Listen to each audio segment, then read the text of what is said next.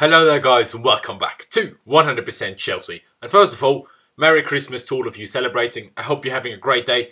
But the grind never stops for us. So here I am with a match preview for you guys on Christmas Day. But obviously this is the preview for our Boxing Day fixture against Brighton Hove Albion at Stamford Bridge, with the kickoff being at 3 PM UK time. And as usual, starting it off by speaking about our opposition.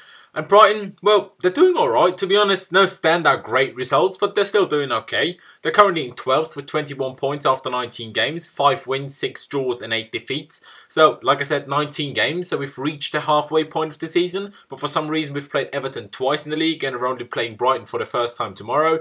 Bit weird that, but anyway. Going forward, Brighton haven't been particularly great, to be honest. Scoring only 15 goals, which is the third least amount, with only West Brom and Swansea scoring less. Defensively though, they've been alright to be fair, conceding 23 goals so far this season, which isn't too bad. The last 5 games have brought a 1-0 win over Watford last Saturday, a 0-0 draw with Burnley, 2-0 defeats to Spurs and Huddersfield, but a 4-1 hammering by Liverpool at home in Brighton. And they don't really have a standard formation that they always go with, having used the 4-4-1-1, 4-2-3-1, 4-3-3 and also the 4-4-2 already this season. They've not scored many goals this season, like I said, but their top goal scorer so far is Glenn Murray with 5 goals, and their other main danger man is definitely Pascal Gross, who's got 5 assists and 4 goals as well. The guy's a very good player, basically. I've seen a fair bit of him when he was in Germany before joining Brighton. I mean, he's no Kevin De Bruyne, yeah? But he's a very good player nonetheless, and we have to watch out for him. There is no press conference today. There was no press conference yesterday. Or at least I didn't find any indication that there would be one anywhere online, and I couldn't wait and record any later, basically just to wait if there was a press conference, because you know, it's Christmas Day and I've got family stuff to attend to later on. So if there will be or has been a press conference by the time you're watching this, I apologise, but head over to the channels and my Twitter. The channel's Twitter is at 100PCT Chelsea and my Twitter is at Laos1507, both links are in the description, and head over there to find out what was said in the press conference, like I said, if there is / was a press conference. So without press conference, coming straight to Chelsea and how I think we will and should line up. Obviously Morata is back from suspension, which is, you know, thank God for that. But for rotation purposes, I'd go for 3-5-2 tomorrow. And 4-3-3 hasn't worked all so well recently anyway. I mean, to be fair, neither has the 3-5-2. We've not scored enough goals in either of the formation recently, if we're being completely honest. We just can't finish our chances, no matter what formation we play. But what I think we will go with, and also what I'd go with, like I said, a 3-5-2, Thibaut Courtois in goal, Cesar Spilicueta, Andreas Christensen and Gareth Cahill as the 3 centre-backs, Victor Moses and Marcos Alonso as the 2 wing-backs, N'Golo Kante, Thibaut Bakayoko or Danny Drinkwater, and sets Fabregas in central midfield, and then Eden Hazard and obviously the returning Alvaro Morata up front. Willian and Pedro have started all of the last 4 games, so a rest will do them well, I think.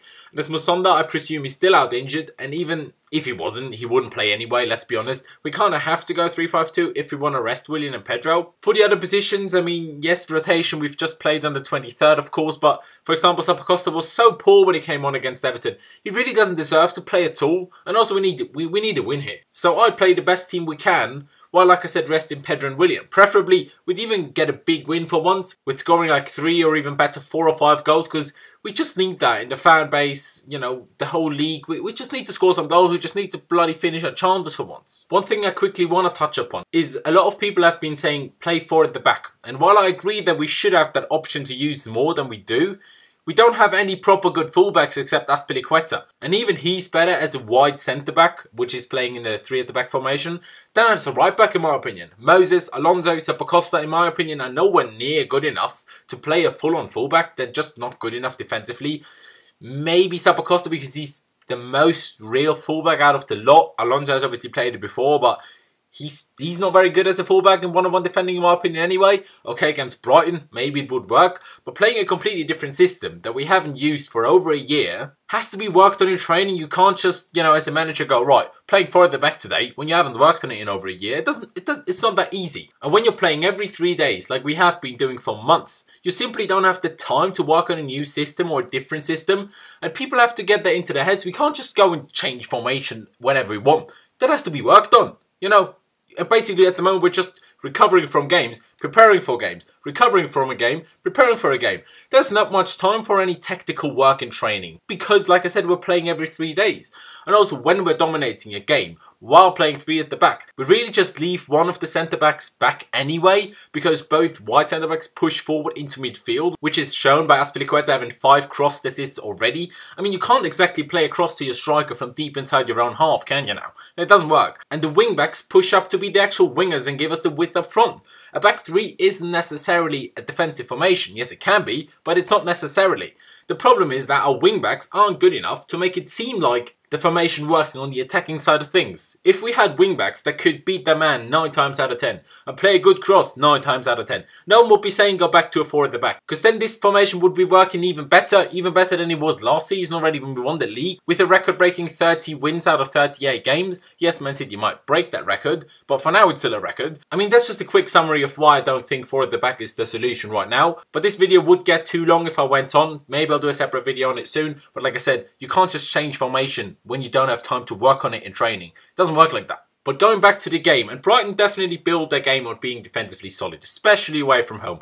You know, they sit back and try to make it as difficult as possible for the opponent to break them down. You know, it's what they do, and it's what we struggle with most, as we could clearly see by the game against Everton. Especially when they sit very deep, they forced us out wide. Obviously now we have Morata, so it's a little bit better because we can actually play in crosses and have some sort of hope of scoring from it. But still, you know, it will be difficult for us because that's not what we preferably like to go with. And that's also a reason why I really think Fabregas has to play. Because especially when teams sit very deep, that's when you need Fabregas. Because that's when you need those deadly passes. That's when you can't have Bakayoko and Kante trying to open up a defence. That's when you need someone who's outstanding at passing. And Fabregas might not be great at a lot of things. Running, tackling, a lot of other things.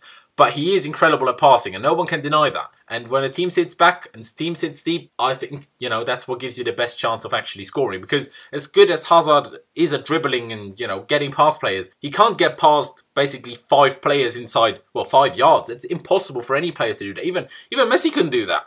So, like, you need someone else to do that. You need to give Hazard the freedom to make runs and receive balls, rather than creating and finishing both at the same time. Because when the team sits very, very deep, that's incredibly tough to do for any player. But what can I say is what we have to do to get the win? Finish our bloody chances, obviously. Every single game we have chances to score at least 3 goals. Every single game. So let's finish those chances for once and get a good win, for God's sake. And my score prediction is, I mean, I kind of want to be hopeful and say we're finally going to finish our chances. Morata is back. He basically had the rest with, you know, being suspended as well. I don't know. Let's just be confident for once and say 3-0. I don't know. Not overly confident, say we're going to score 5.